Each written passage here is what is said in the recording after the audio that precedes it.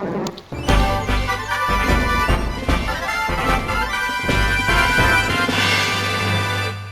and welcome back to Pokéstudies, the best show on the internet to teach you how to be a better Pokemon trainer and catcher. This is episode number 243, but first, as always, we have to do the 3 facts of the day. Okay, so number 1, did you know that Pokemon DNA is actually part digital? That's right, that's what allows them to be captured inside of Pokeballs and transferred physically through PCs. Now scientists still don't quite know how this works, but they know that that's the case. Number 2, the Pokemon known as Lapras is no longer endangered.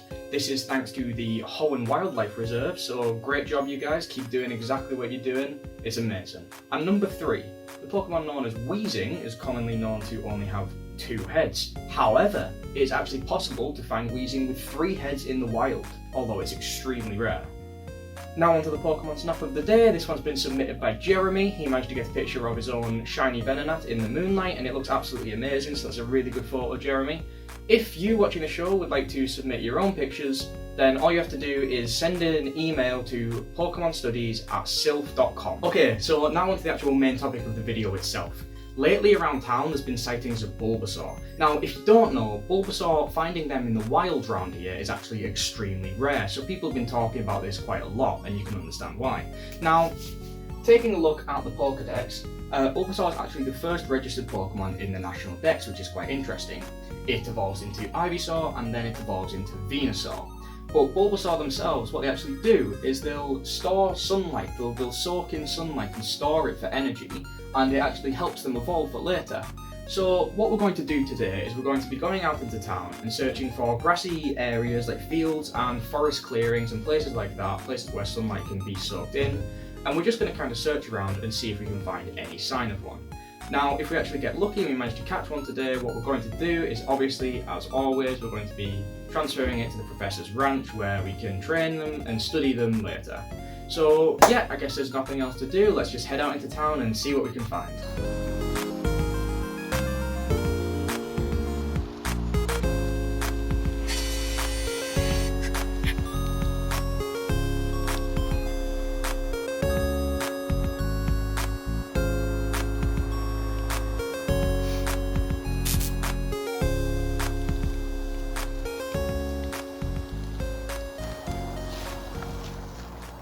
Okay, hello. So if you can't tell, I've been out here searching for quite a few hours and come across pretty much nothing, no sign of one. So I think the reason why is because we're looking for areas where a lot of sunlight can be found and it's been raining today, so it's not the ideal conditions. So the plan is that we're going to go out tomorrow and look again and hopefully it'll be a better day. However, there is some good news. So on my Pokédex, the scanner has been going crazy, which means that there's something that I haven't had registered into the Dex nearby. Now, I do think this could be a Bulbasaur. I haven't had a Bulbasaur registered yet, and my Pokédex is quite full up. And obviously, with sightings of it being around here, I think it's quite likely. So, the plan is for tomorrow, I have a strategy, and that's that Bulbasaur's a vegetarian. They eat grass, they eat vegetables, things like that. And it's known for trainers to use herbs and spices, things like that, to try and lure them in, just nice smelling stuff. So what we're going to do is we're going to take a little tinfoil ball of like herbs and spices and nice smelling like grassy food that a Bulbasaur might like. We are going to put it inside of a Pokeball and hopefully we will be able to lure one in and catch one tomorrow. So yep, there's nothing else to really say. I will see you guys all tomorrow. Hopefully it's a better day.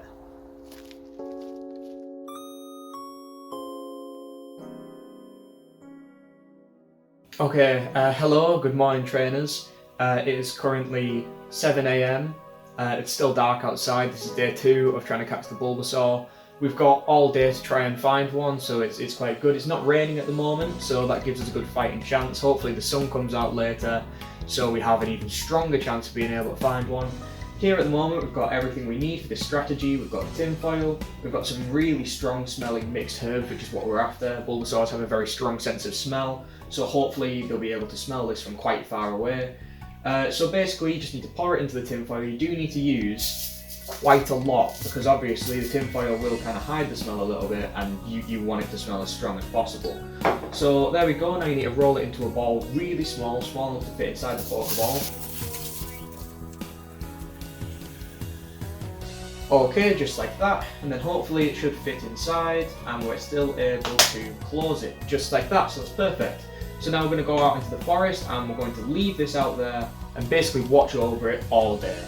So yeah, we're going to head out into the forest now, but before we do that, just a message from our video sponsor. Okay, so this video is sponsored by Delivery. It's a great app and service that gets food to you from a number of different places all across Kanto and Johto really quickly. It's all thanks to their highly trained team of deli birds. Just before, I ordered some milk tank cheesy fries and I got them in literally 15 minutes. It's amazing, I use it all the time. If you guys at home are going to use this, then don't forget to use code STUDIES at checkout for 20% off your first order. So thank you for sponsoring the video Delivery. Now back to the main topic. Okay, hello. So we're out here in the forest and it's actually quite a nice sunny day. It's not raining at all. So it's the perfect place, time, conditions, everything to catch a Bulbasaur if we're going to. Now if you take a look at my Pokédex, the scanner's going crazy. So, I'm actually quite optimistic about today. We're going to take our Pokeball, we're going to find a nice quiet place to put it down, and I will update you guys if we find anything. Okay, so take a look at this that I've just found. Now, I'm not too confident, but I believe that this could be a Bulbasaur den. If it is a Bulbasaur den, then the Bulbasaur that lives here is obviously out at the moment. I might be wrong, but I do think this is a Bulbasaur den, so this seems like the perfect place to put our Pokeball.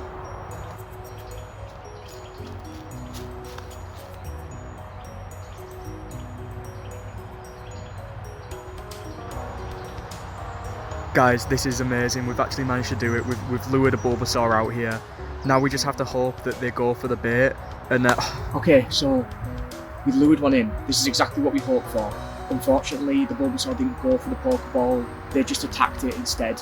So I've got another idea that I'm willing to try. I don't know if it's going to work. We're just going to have to see.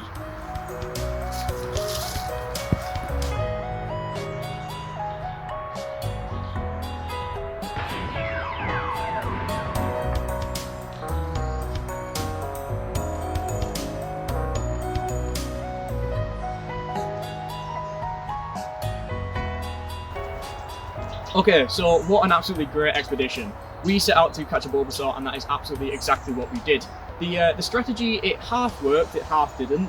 It definitely lured them here, but they didn't actually end up going for the Pokeball, they attacked it. I think they were quite confused, but that's fine. All it took was for me to kind of sit down and talk to them, just like a friend, and just say, look, we're going to feed you, we're going to take care of you.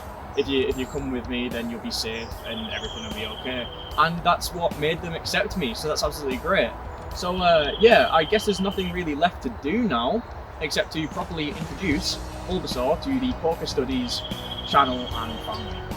So here we go, introducing Bulbasaur.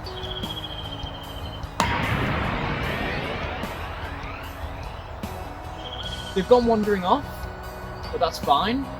I'm sure with a bit of training and care, I'll get used to it.